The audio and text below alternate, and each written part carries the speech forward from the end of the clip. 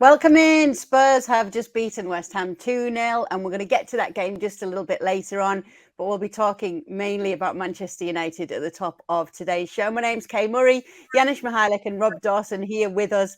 Let's get into Manchester United's latest win, guys. Janusz, I know many already think it is a three-horse race when it comes to the title race in the Premier League, but surely anyone who was doubting it, their mind has to have been changed this weekend, given the way we've seen it go.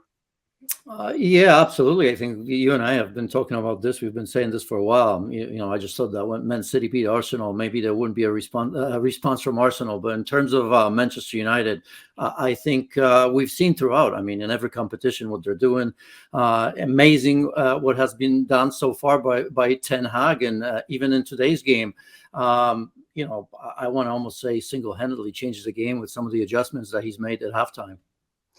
Yeah, and just getting into it, Rob, I mean, it's hard to even not bring him up as soon as we do. Marcus Rashford is in the absolute form of his life right now, breaking records himself. Everything's looking good, and even getting taken off because it's a massive week ahead for him too. Yeah, I mean, like you say, in the form of his life. I mean, we've never really seen him in this kind of goal-scoring form ever since he broke onto the scene as a teenager. I mean, he's had flashes of this under different managers where he's kind of gone 2 or 3 games and 4 games with a goal in each, but nothing really like this. I think it's 16 in 17 games now since the World Cup. And his confidence is so high. And even today, the ball falls to him against Leicester. And in the past, possibly you would have expected him to maybe rush the finish and snatch at it a little bit, or maybe even try to pass to someone else. But there's no doubt these days when he goes through in situations like that he's going to A, shoot, and B, score. He's just that confident. And you talk about sort of title challenges and United being involved in the title race, and Marcus Rashford's form is one of the reasons why United definitely are in the title race. If he keeps scoring, there's no real reason why United can't sort of challenge Man City and Arsenal at the top of the league. And also, it puts Marcus Rashford in the race for those top individual honours as well. I mean, he really is playing that well that you could possibly see at the end of the season that he's been named, Premier League and PFA Player of the Year. Yeah, just talking about him and just sticking with you a minute, Rob, because after the game, Erik Ten Hag brought up the fact that Marcus Rashford's contract is a priority right now. And it's hard to disagree, right? Yeah, I mean, it certainly has to be. I mean, the way the contract has been organised in the past, that they've bought themselves a bit of leeway, Man United, with triggering his options. So it's not that it's a really pressing matter right now. They've still got him till 2024, but a player of his age in this kind of form, it really needs to be sorted very, very quickly. And there's a lot of stuff going on with the takeover and maybe uncertainty at Old Trafford. But even despite all that, really the owners, even if they're not going to be there very long, the management, they need to sort this out as quickly as possible, because with each passing week, with each passing goal, his value just increases. And if he keeps scoring and the contract situation drags on for much longer, that Europe's top clubs, if they're not already, will be circling. The likes of Real Madrid, Paris Saint-Germain. He's a name that will be at the top of their wish list because he's playing that well at the moment. Why wouldn't the top teams be looking at him right now, Janusz, and trying to entice him away? Yeah, they could. I hope he doesn't. I'm shocked that he hasn't asked me if he's the best in the world right now as a striker. Because my answer would be yes and no, and the reason is that I would say no is because I don't want to box him in. And today, again, a great example of that. He scored as a central striker and scored as a winger. And we've talked about the fact that I still think that Manchester United need a top number 9 because for that reason, because I think Rashford is comfortable playing in those 2 positions, and I don't think he needs any pressure to be just a number 9 and take the hits and hope that he's going to deliver 23, 24 goals at all times. So I mean, it's tremendous. I think teams are going to be looking at him for for different reasons. The thing with Rashford that I like, and the reason that some of the big teams may look for him, is that he's one of those players that, his goals are not just tap-ins. He works hard for his goals. And I don't want to give you the cliche that the sort of talk that he's capable of going wide, scores with his left, right, in the air and all that. I just think that he kind of knows how to find himself in front of goal. And that's not always easy. And as I've said, sometimes he arrives just at the right time from deeper positions as well. That's why I value him a lot. Janusz, is there anyone that sticks out to you when you think about a kind of striker that you'd like to see alongside Marcus Rashford? Oh no, I mean, no, I don't have an answer for that for you at this moment. Again, I mean, they're fine where they are, but there's zero question that if Manchester United are going to be at the top of the game, both in Europe and in the Premier League consistently now, they need somebody that's going to take those hits, I think. And obviously that player has to score goals as well. But at the moment, I don't have a name for you. Apologies. No, no worries. But seeing as though you were bringing up the word best, I just wanted to bring up this stat to you, Rob, because I want to see where he compares to some United legends right now. He scored in each of his last 7 Premier League home games. That's consecutive goals for him at Old Trafford. The only players who scored more than him in this aspect was Wayne Rooney and Cristiano Ronaldo. Is he on his way to becoming a name like that for Manchester United? I mean, that's a great question. That is what we've all been expecting him to become ever since he broke onto the scene. He was so good when he came on into the first team as a teenager that we've all been expecting this to happen at some stage. I think he's 25 now. It's maybe taken a little bit longer possibly than lots of people expected. But even during the World Cup, Erik ten Hag said, unprompted, that he thought that he could be as good as Kylian Mbappe. And at the time, people raised their eyebrows a little bit, saying, well, Mbappe's won World Cups. He's been at the latter stages of the Champions League. He scores, volumes and volumes of goals for PSG, and maybe Rashford isn't ready to be talked about in that category. But since the World Cup, the goals he scored, I mean, I think Ten Hag has been proved right. And as I say, we've all kind of been waiting for Marcus Rashford to join that next level of elite forward. You have to score an awful lot of goals and influence big games if you're going to be mentioned alongside the likes of Mbappe and Neymar and Harry Kane, players like that. But since the World Cup, Marcus Rashford's certainly done that. And you only had to look at a couple of days ago in Barcelona, a really big game away from home, in a hostile atmosphere in Camp Nou, and Rashford has still managed to score one, assist one. He really is at the moment that good. I've got a little question for you then here, Jan. I've got a couple actually. Would you rather have Mbappe or Rashford in your team when you think of the ego factor? Well, I don't know either, but I don't know if Mbappe has a massive ego. I think if you look all around, I think if you watch today, I happen to look at PSG and Lille. I mean, Mbappe was sensational. We saw what he did in Europe the other day. I still think, in terms of pure talent, his pace, ability to basically win the game by himself, I still think Mbappe is a better player than Marcus Rashford. So let me ask you this then, Rob, because obviously since the World Cup, you just mentioned a few names and even like Harry Kane. Is Marcus Rashford the most important player for Manchester United right now? And if he's not, what's the power rankings? Yeah, I mean, he has to be up there. I would say Casemiro is another one. Obviously, they've won today without him, but if you take Casemiro out of that team for a long period of time, I think that United would suffer quite a lot. Lisandro Martinez has been fantastic at the back alongside Rafael Varane this season, and even today, David De Gea made 2 incredible saves with the game at 0-0 and allowed Man United to go on and win the game. If you'd asked me this a month ago, I'd have said Casemiro is by far United's most important player. But the form that Rashford is in, and the fact that United have survived a little bit the last couple of games with Casemiro being suspended, I would say that Marcus Rashford probably is Man United's most important player, because ultimately no one else is really scoring goals. And that's fine if Marcus Rashford is scoring every week, because it doesn't really matter where the goals come from. As long as someone's putting the ball in the net, it doesn't really matter. But at the moment, United have showed that they can possibly cope without Casemiro, because they have done. If you take Marcus Rashford's goals out of the team for the last couple of weeks, United certainly don't win the games and pick up the points that they have done. So in terms of the next month going forward, with the schedule as busy as it is, I think that Erik ten Hag, he would never admit this to us publicly, but I think Erik ten Hag, if you offered him the chance of, if he had to take one of Casemiro or Marcus Rashford out of the team, I think grudgingly he would probably take Casemiro out. What do you think, Janusz? Well, I mean, absolutely. I can't disagree with all those names. I think, there's some key players that have been mentioned, and without them, I don't think we see Manchester United as we do right now. But for me, by far, the most important player in this team is Bruno Fernandes. Look, I mean, for me, he's been as good a signing as anyone in the history of Manchester United. I really, truly mean it. And some big names. I know I'm going on the ledge here with that statement, because there's so many great players in the history of Manchester United. But if you look at what Bruno has done, and by the way, Bruno's been doing this consistently, even when United were terrible in the last couple of seasons.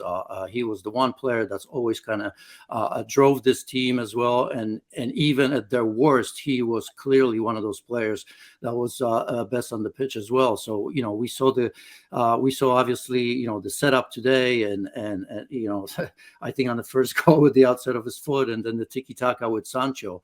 I just think that he's such a consistent player, such a leader on this team. And I don't remember him playing bad games. I mean, even if he's not at his best, there's always one or two or three things that he does, even defensively, because I don't think we give him credit for that as well, because in terms of recovery of the balls, he's probably up there. I didn't look at those statistics, but I have to imagine that he is. So that one, and I think it's been mentioned by Rob as well, De Gea, because how many times have we sacked De Gea, right? And we have this funny thing with goalkeepers. We tend to write off the best in the world. I even remember, Jan Oblak at Atleti, when he was the best in the world, had a bad season last year. Even Manuel Neuer's been bad in his career as well. And you can probably go on with Casillas and everybody else. Once you're a great goalkeeper, chances are that you're going to stay a great goalkeeper. It may take you a season because that happens to everybody, but it's such a fragile position. And the reason, of course, we're talking about De Gea that early on, I mean, he made 2 stops, I think, on Harvey Barnes and Iheanacho that were absolutely incredible. I mean, one or both go in, and who knows where this game would wind up. But it's a fragile position because if you make a mistake, of course, unlike a field player, chances are, most likely than not, nobody can save you. Yeah, it's obviously so important, as you just mentioned, Janusz, in the first half. David De Gea today, Rob, and also a special day for him in that he equalled Peter Schmeichel's 180 clean sheet record. How do you rate him since he joined the club, De Gea? I mean, I think he's probably been Man United's most important player of the last decade. We talked about some great players just then. Marcus Rashford and Casemiro and players. Obviously United have signed and had great players play for them the last decade. But if you take the last decade as a whole, De Gea is by far the most important player that United have had. And as mentioned there, they've had some very lean seasons and very poor seasons. If it hadn't been for David De Gea in some of those seasons, it would have been even worse. He has performed consistently. Barring a little bit of a shaky spell when he first joined in 2011, he's performed consistently all the way through his Man United career. I think he's won the club's Player of the Year award 4 or 5 times, and that just shows you how important he's been. We spoke to him in the summer actually when we were on tour, and he said that he doesn't want to win the club's Player of the Year award anymore because it means that United have had a bad season. He's had too many shots to face and too many saves to make. He doesn't want to be sort of mentioned in those terms anymore because he wants to win trophies. And when your goalkeeper is busy, the team isn't usually winning games and winning trophies. But if you take the last decade as a single entity to look at, he's been absolutely fantastic for United. He's been by far United's most important player, most impressive player since Sir Alex Ferguson retired in 2013. Just talking about players as well today, obviously it's a player that's much more new when it comes to United. But Jadon Sancho today, Janusz, what did you make of him? Good to see him on the score sheet again? Yeah, good in different position. That brings us nicely to the whole idea of halftime and Ten Hag again, right? Because he's making players better. And Jadon Sancho, we knew it's been a slow start from his days in Bundesliga, but that's Ten Hag for you. So the adjustments that were needed, we've mentioned Rashford, and I think to a degree we were surprised. But here's Ten Hag again, flexible and very intelligent. I think, putting Sancho inside, allow obviously Rashford to go wide and use the space a little bit.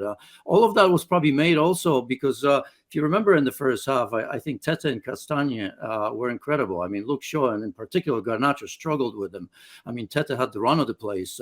And so I think decision was made that maybe Jadon Sancho probably defensively, I'm not saying that he's bad, but he's not great. Rashford would have been better for that. And again, everything worked perfectly for him. So here's Jadon Sancho playing in a position that, of course, he plays, but not often, taking full advantage of that, coming off the bench. And in the second half, was just one-way traffic. You look at Tete and Castagne, non-existent. And Jadon Sancho also obviously scoring a great goal through a great build-up that started with Lisandro Martinez winning that tackle in the midfield. So, I mean, firing on all cylinders. And it's good because I think we've been waiting for that from Jadon Sancho, haven't we? Yeah, it is good. Even when Ten Hag was asked afterwards about Rashford, he did highlight some of those players that, as he's saying, are also helping Rashford and helping the team. And he did pick Jadon Sancho out. So, Rob, it's a massive week ahead. How does Ten Hag manage this right? And how does he prioritise it? They've got that Europa League second leg with Barcelona. That first game we all saw, it was brilliant. And then there's the Carabao Cup final. I think he just picks his strongest team for Barcelona on Thursday because it's the next game. I mean, it's a perfectly valid question. And actually, we asked Ten Hag in Barcelona about how he's going to navigate these 2 games with Barcelona, plus the game against Leicester today and the Carabao Cup final. Half of us actually expect him to say, well, we may prioritise the league and the Carabao Cup and maybe make changes for the Europa League, because Europa League at the moment, the way the season is going, is not as important as it perhaps was at the start of the season, because they're in such a great position in the race for the top 4 and have a cup final to look forward to. And he shot us all down and said, no, you're wrong. That's not what we're going to do. We're going to play a very strong team in Barcelona. We're going to try and win that game, and then we're going to see who we've got available for Leicester on Sunday, and we're going to move forward doing exactly the same with each passing game. And I think it would be very tempting to look at that second leg against Barcelona and maybe make a few changes and play a stronger team in the Carabao Cup final, a first chance to win a trophy under his reign. But he certainly won't do that. He's going to play a very strong team against Barcelona to try and go through in the Europa League, hope that everyone comes through unscathed, and then try and pick another strong team in the Carabao Cup final. And that may come back to bite him, because you've got a Newcastle side who obviously had a disappointing result this weekend against Liverpool, but have got an entirely free week to prepare for their cup final against United. And United have got a massive game against a great side on Thursday against Barcelona, before they prepare for Wembley. But Ten Hag isn't looking at it like that. He's just going to try and win the game against Barcelona and then go and try and win the game against Newcastle with the strongest sides he has available. Is that the right approach from the coach, Janusz, or is he taking a risk there? No, I think they're at a level that right now it doesn't matter. I mean, everything's working absolutely perfectly, right? I mean, all of a sudden, look at United team in a few months, and they're 2 or 3 deep in every position, right? Casemiro is going to come back, so that's a natural rotation. What a great leader to have against Barcelona. Obviously suspended here in the league. Sabitzer kind of walked into this and looks the par. I mean, I'm not saying he's great, but I think he's contributing nicely. You have a nice rotation with Dalot and Wan-Bissaka, who didn't play this game. I just have to imagine that, and Rob would know that much better, but not long ago, I mean, going to Old Trafford was a chore, wasn't it? I mean, nobody wanted to do it. Ronaldo notwithstanding, right? And the whole thing around that. Now I have to imagine that tomorrow morning, once again, everybody's there, probably not hour and a half or 2 hours before, but maybe even 3 hours, because they all want to play. They all feel it. And I think, I don't know what priorities may be for them, because out of nowhere, they're contenders for the title as well, but they haven't won a trophy in a while. So I think they'll go after that. And if you eliminate Barcelona in the process, who themselves are in a good run of form, at least in La Liga, and they're at the top, I don't think it matters. There's going to be a rotation, as I've mentioned, that's natural, and everybody's going to be ready for Wembley as well. So almost really, I mean, I've been in those situations, not at this level, but when things go your way and everybody's contributing, and it seems to me that everybody is relatively happy, and everybody's getting a chance to play, by the way, right? I mean, even Harry Maguire got a bit of a look there the other day. So I don't think it matters. It really doesn't. I think they'll play the best team for Barcelona, and he'll play some of the same players in the final, because if they do get through that, imagine the confidence levels. What are the actual optimism levels on the red side of Manchester right now, Rob? Just overall for the team and how they're doing.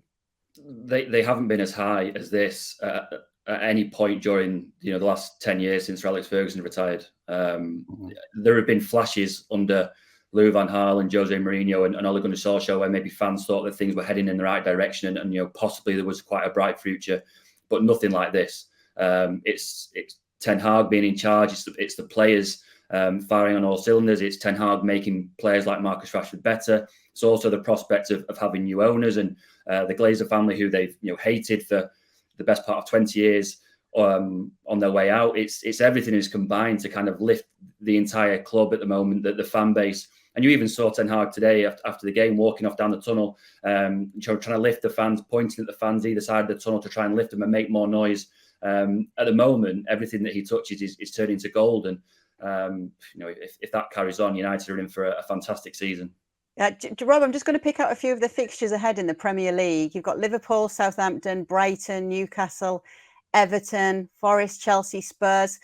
Is there any looking ahead like that? Are there any fixtures that they're looking at thinking, okay, there could be a little bit of a banana skin or a bump in the road there?